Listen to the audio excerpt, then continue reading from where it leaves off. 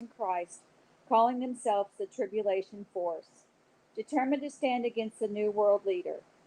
NICOLAE Carpathia of Romania becomes head of the United Nations seemingly overnight, and while he charms most of the world, the Tribulation Force believes NICOLAE is Antichrist himself.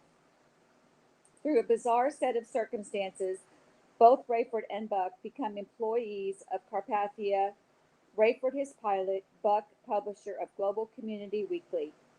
Carpathia knows that Rayford and his new wife, Amanda, are believers, but he remains unaware of Buck's relationship with them or of Buck's faith.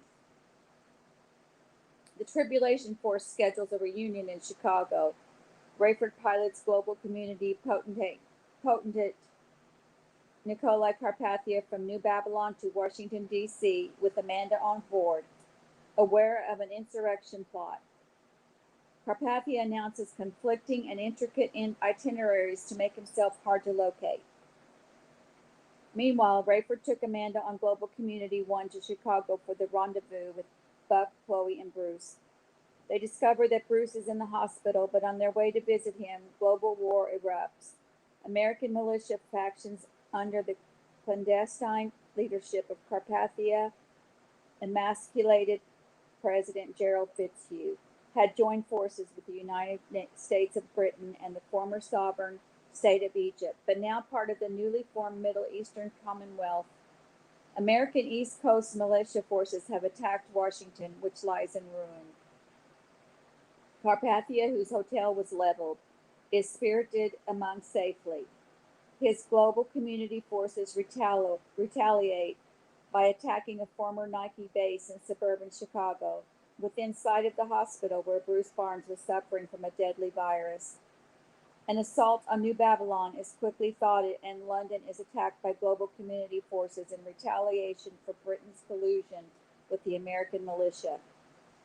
During all of this, Rayford asked his former boss, Earl Halliday, to fly Global Community 1 to New York, where Rayford had assumed he himself would be asked to rendezvous with Carpathia. But as Global Community forces marshal in New York, Rayford fears he has sent his old friend to his death. Rayford, Amanda, Buck, and Chloe frantically try to get to the ailing Bruce Barnes at Northwest Community Hospital in Arlington Heights, Illinois, when they hear a live broadcast from the Global Community Potent. Loyal citizens of the global community, I come to you today with a broken heart, unable to tell you even from where I speak. For more than a year, we have worked to draw this global community together under a banner of peace and harmony. Today, unfortunately, we have been reminded again that there are still those among us who would pull us apart. It is no secret that I am, always have been, and always will be, a pacifist. I do not believe in war. I do not believe in weaponry. I do not believe in bloodshed. On the other hand, I feel responsible for you, my brother or my sister, in this global village. Global community peacekeeping forces have already crushed the resistance. The death of innocent civilians weighs heavy on me, but I pledge immediate judgment upon all enemies of peace. The beautiful capital of the United States of North America has been laid waste, and you will hear stories of more destruction and death. Our goal remains peace and reconstruction. I will be back at the secure headquarters in New Babylon in due time, and will communicate with you frequently. Above all, do not fear. Live in confidence that no threat to global tranquility will be tolerated, and no enemy of peace will survive. As Rayford looked for a route that would get him near Northwest Community Hospital, the cable news network Global Community Network correspondent came back on. This late word: anti-global community militia forces have threatened nuclear war on New York City, primarily Kennedy International Airport. Civilians are fleeing the area and causing one of the worst pedestrian and auto traffic jams in that city's history. Peacekeeping forces say they have the ability and technology to intercept missiles, but are worried about residual damage to outlying areas. And this now from London.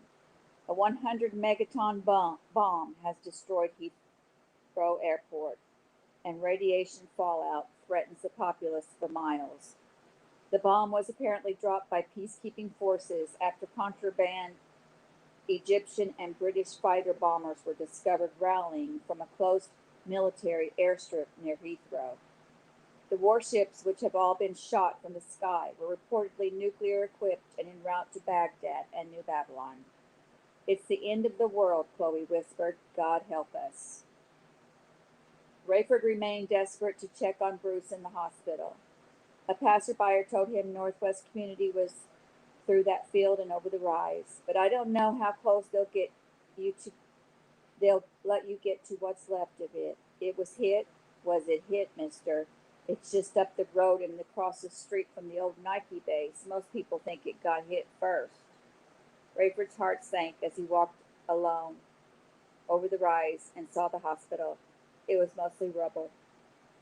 Halt, a guard called out. This is a restricted area. I have clearance, Rayford shouted, waving his ID wallet. When he got to Rayford, the guard took the wallet and studied it, comparing the photo to Rayford's face. Wow! Clearance level 2A. You work for Carpathia himself. Rayford nodded and headed toward what had been the front of the building. Body after body was laid out in a neat row and covered. Any survivors? Rayford asked an emergency medical technician. We hear voices, the man said, but we haven't gotten to anyone in time yet. Help or get out of the way, a heavy-set woman said as she brushed past Rayford. I'm looking for a Bruce Barnes, Rayford said. The woman checked her clipboard. Check over there, she said, pointing to 6 bodies. Relative? Closer than a brother. You want I should check for you? Rayford's face contorted, and he could hardly speak. I'd be grateful, he said. She knelt by the bodies one by one, checking, as a sob rose in Rayford's throat. At the 4th body, she began to lift the sheet when she hesitated and checked the still intact wristband. She looked back at Rayford, and he knew. The tears began to roll. The woman slowly pulled back the sheet, revealing Bruce. Eyes open, but otherwise still. Rayford fought for composure, his chest heaving. He reached to close Bruce's eyes, but the woman said, I can't let you do that. I'll do it. Could you check for a pulse? Rayford managed. Oh, sir, she said, deep sympathy in her voice. They don't bring them out here unless they've been pronounced. Please, he whispered, crying openly now, for me. And as Rayford stood in the bluster of suburban Chicago's early afternoon, his hands to his face, a stranger placed a thumb and forefinger at the pressure points under his pastor's jaw. Without looking at Rayford, she took her hand away, replaced the sheet over Bruce Barnes' head, and went back about her business. Rayford's knees buckled, and he knelt the muddy pavement.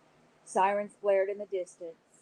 Emergency lights flashed all around him, and his family waited less than half a mile away. It was just him and them now. No teacher, no mentor, just them. As he rose and trudged back down the rise with this awful news, Rayford heard the emergency broadcast system station from every vehicle he passed. Washington had been obliterated.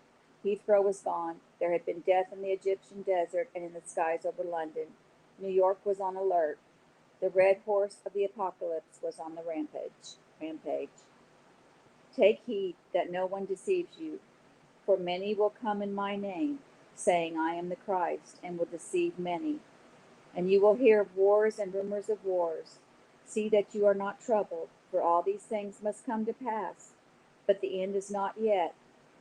For nation will rise against nation, and kingdom against kingdom.